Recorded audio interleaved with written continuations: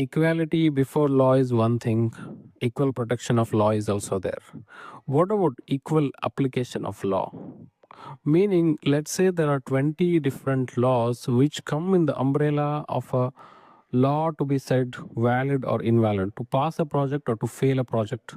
Now, this is where the corruption and the influence starts. An influential person corrupts a official to choose the laws or choose the laws out of those 20 which helps him pass the project.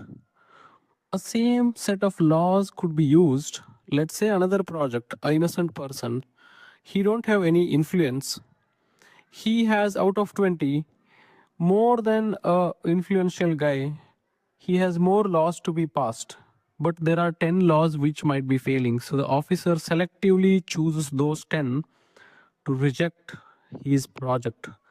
That's the corruption.